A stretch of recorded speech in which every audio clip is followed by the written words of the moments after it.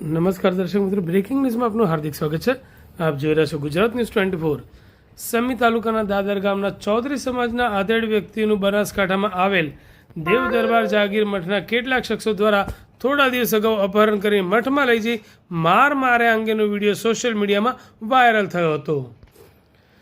ભોગ બનનાર આધેડે આ બાબતે ફરિયાદ નોંધાવી હતી. જો કે ફરિયાદમાં કેટલીક વિસંગતતાઓને લઈને ન્યાયની માંગ સાથે આજે સિનાડ ગામે લાખણેશ્વર મહાદેવ મંદિરની ચૌધરી સમાજની ગાદી ખાતે ચૌધરી સમાજનું મહાસંમેલન યોજાયું હતું, જેમાં દેવ દરબાર મઠના મહંત બળદેવનાથ સામે ગુનો દાખલ કરી તેમની ધરપકડ કરવાની માંગ કરવામાં આવી છે.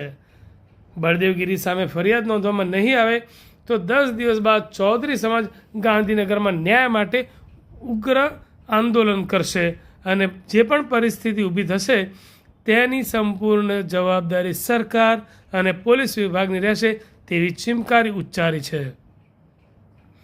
સમી તાલુકાના દાદર ગામે રહેતા અજયમલભાઈ ચૌધરી થોડા દિવસ અગાઉ કાંકરેજ તાલુકાના માડલા ગામે બેસણામાં ગયા હતા.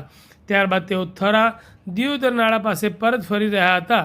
તે દરમિયાન કેટલાક શખ્સો તેમની કારમાં જબરદસ્તી ઘૂસી ગયા હતા. અજમલભાઈ ચૌધરીને બળપૂર્વક જાગીર મઠ ખાતે લઈ ગયા હતા, જ્યાં તેમની સાથે મારપીટ કરી માફી મંગાવતો વિડીયો સોશિયલ મીડિયામાં વાયરલ થયો હતો.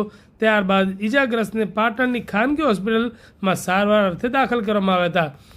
જે દરમિયાન ભોગ બનનારા આધેડે આ બાબતે પોલીસ ફરિયાદ કરી ન્યાયની માંગ કરી હતી.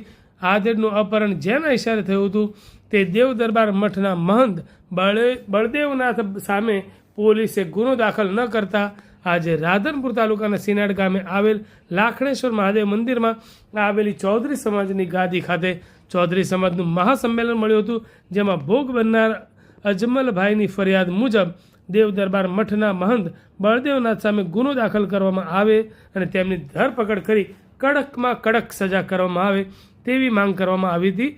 સાથે જ સરકારને ચીમકી પણ આપી હતી કે જો બળદેવનાથ મહંત પર ફરિયાદ નહીં કરવામાં આવે, ધરપકડ નહીં કરવામાં આવે તો 10 દિવસ બાદ ચૌધરી સમાજ ન્યાયની માંગ સાથે ગાંધીનગર ખાતે કૂચ કરશે અને જે પણ પરિસ્થિતિ સર્જાશે તેની સંપૂર્ણ જવાબદારી સરકાર અને પોલીસ તંત્રની રહેશે તેવી ચીમકી ઉચ્ચારી છે.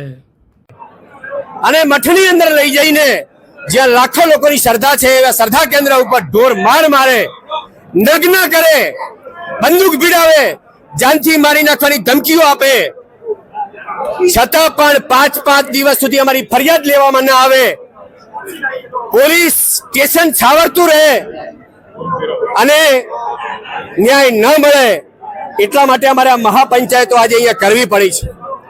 પૂરા ગુજરાતે જોયું છે કે જે ઘટના ઘટી છે વખોડવા લાયક ઘટના છે અને એટલા માટે જે અમારી મૂળ ફરિયાદ હતી અને જે ફરિયાદ પોલીસે દાખલ કરી છે એમાં વિસંગતતા ઊભી થઈ અને એટલા માટે અમારે કાયદાકીય રીતે સમાજની રીતે આ લડત લડવાનો અમારે વારો આવ્યો છે.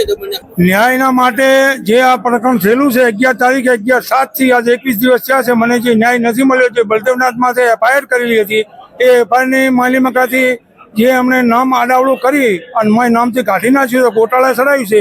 એ એફઆઈઆરમાં આ સમાજને મેં એમ બોલાવી હતી કે હજુ સુધી એફઆઈઆર થઈ નથી, એફઆઈઆરમાં એનું નામ નહીં દાખલ થાય ત્યાં ઘડી હું આ જપવાનો નથી. મારી માંગ એવી છે એક જ કે આ જે એફઆઈઆરમાં નામ એનું કાઢ્યું, એફઆઈઆરમાં નામ દાખલ થાય અને એને આરોપી તરીકે ઠરે એવી મારી માંગ છે. માંગ નહીં સ્વીકારે તો હું અહીંથી ગાંધીનગર જઈશ. આવીને અમે દસ્તાવેજની ચાલન આવી રીતે ફરી ભેગા થઈ અને ગાંધીનગર રહી અને મારો ન્યાય નહીં મળે ત્યાં ઘડી મારી લડત આવી રીતે ચાલુ રહેશે. અમારે મેં નામ પહેલું મુદ્દામાં મોખરે નામ બળદેવનાથનું લખેલું હતું અને એનું નામમાંથી કાઢી નાખવામાં આવ્યું છે, તો એનું નામ ફરી દાખલ થાય અને એને પોલીસ તપાસ કરી અને એને એરેસ્ટ કરી મારે